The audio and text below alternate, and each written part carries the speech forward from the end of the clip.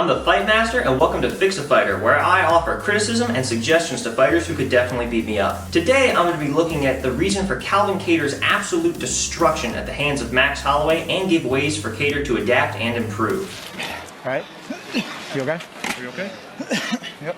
We all know about Holloway's stunning performance against Kattar. Although Holloway did put on a very good performance, the beatdown that we witnessed was largely a result of flaws in Kattar's game that Holloway had a stylistic advantage against and was able to exploit. Kattar is a relatively one-dimensional boxer with lackluster defense and a style that kind of gets in its own way. This prevents him from using his natural advantages to win fights. His main attributes are knockout power in his hands, a durable chin, and great straight punches, which are aided by his considerable power and 72-inch wingspan. Straight punches, durability, and power sound like a winning combination to push the action, keep opponents on their heels, and keep them defending at arm's reach until you get the knockout shot. Surprisingly, this is not what Calvin Kattar does at all. In fact, if you look at the Max Holloway fight, that is very similar to what was being done to him. The two main problems that Calvin Kattar has are insufficient defense and a stance and style that is fundamentally at war with itself. Kattar's main defense is the shield, or posting with his hands and then circling away. Circling away isn't a bad move, and he's relatively diligent and disciplined with how he goes about it. Unfortunately, his first order of defense, his arms, are not exactly keeping him safe. Kattar will either put up a boxing shield, outstretch his arms to post, or have each arm doing one of those. Shielding, while exceptionally useful in boxing, is difficult to implement in MMA. The main reason for this is the smaller gloves. In boxing, the gloves can cover all the major target areas. In MMA, the gloves cover basically none of them, meaning that the defense is not very good, and making the shield useful requires actively reading your opponent's punches and moving to intercept them. This means that shielding doesn't give you the time to breathe or think, which is what boxers primarily use it for. In addition, shielding makes it very difficult to counter, because your opponent has the initiative and will likely hit you the moment you open your guard to punch. Now, shielding is still a very useful and essential skill. If you're getting overwhelmed or find yourself overextended on a punch, it can definitely save your butt. But it is primarily useful as a plan B when you realize that other defensive options aren't going to cut it in a specific exchange. Make no mistake, I am not saying shielding is useless or a bad form of defense. I think it's one of the few moves in boxing you actually have to learn.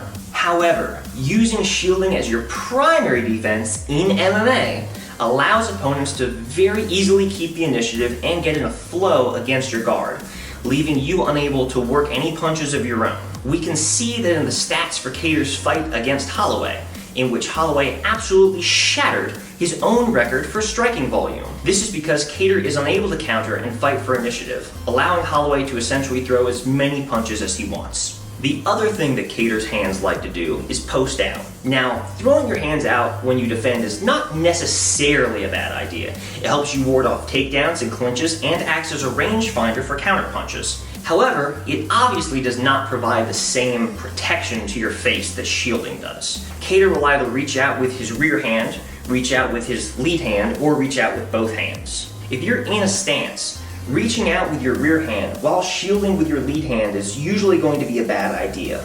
Your rear hand is not going to reach far enough to post or range find, and attempting to turn your shoulders to put your rear hand further out is simply going to open you up to straight punches past your shielding arm. Not to mention, having your right hand outstretched is obviously going to open up the right side of your face to punches over the top. The reason we don't see Kattar pay for this mistake more often is because he typically prefers to circle clockwise while defending. This pulls his right side away from his opponent's strikes. In contrast, reaching out with your lead hand while defending is honestly not a bad idea, and many fighters have used it successfully.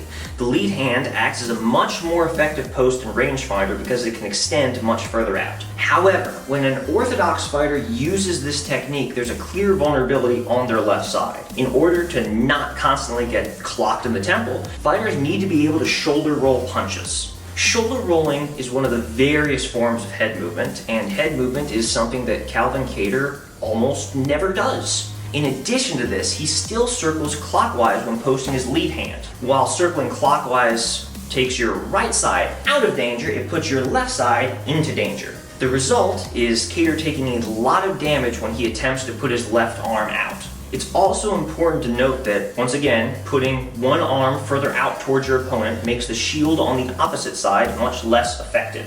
While posting your lead arm can be useful, Kattar is attempting to use both a lead hand post and a rear hand shield effectively at the same time, which results in both of them being insufficient. Posting both arms out simultaneously can be used effectively in the form of a long guard, but Kattar's lack of head movement and inability to roll with shots means that all this defense does is allow his opponents to land shots on both sides of his head. All of these defensive tendencies lead to Kattar taking lots of damage while being unable to counter effectively.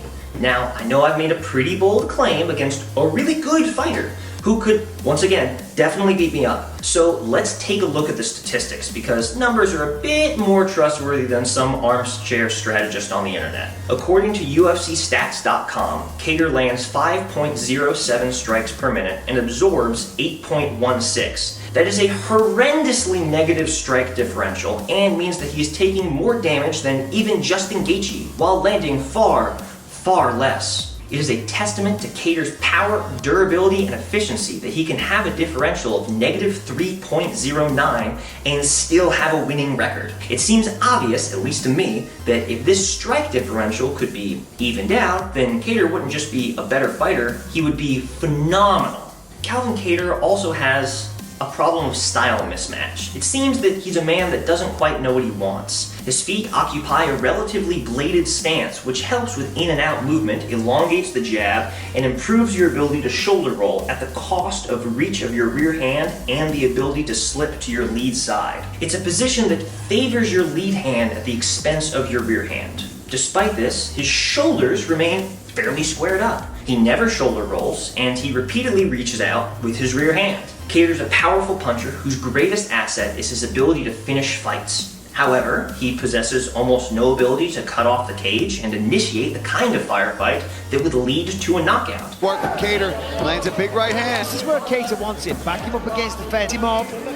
He allows him to escape using lateral movement. See, he needs to cut the cage off more. Even when he knows he's down on the scorecards, such as in the Zabit fight. There's over 5 rounds outside of the jab.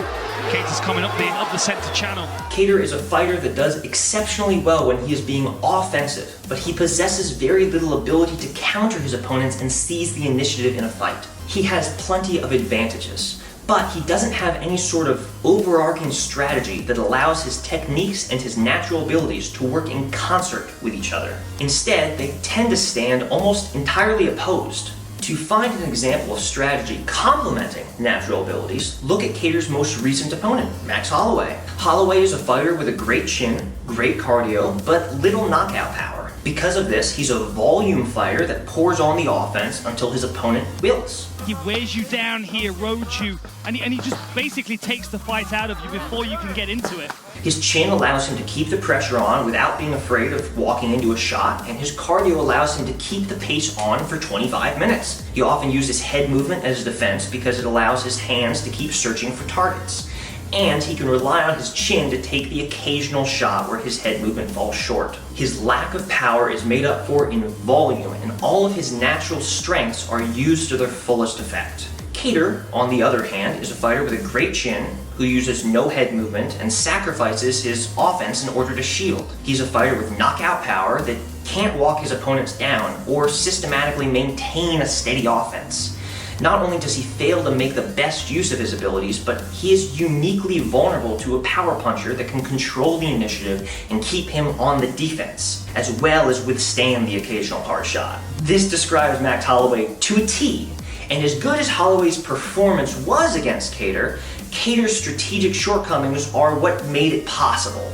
Now that we know what the problems are, the question is, how can Kattar fix it? There are two decent options here. The first option is become a knockout artist. First, Kattar needs to square up his stance a little bit. This will give him better lateral movement, bring his rear hand closer to the fight, and give him the ability to slip his head to either side. Second, he needs to work on his head movement. Being able to slip will allow him to pressure opponents without being countered, and counter more effectively by slipping punches and taking the initiative back. Third, Kattar will need to cut off the cage. This will be greatly aided with the increased lateral movement of a more neutral stance, but it's also something he will definitely have to drill and work on as well. Fourth, he needs to clean up his hooks. Currently, he overcommits on many of his hooks, and a miss will allow his opponents to get off the cage, causing him to start from square one. His hooks will need to be a little bit more tighter and more efficient. However, if he is able to consistently trap his opponents against the cage and work a variety of punches without them being able to escape, he can rely on his knockout power to do the rest.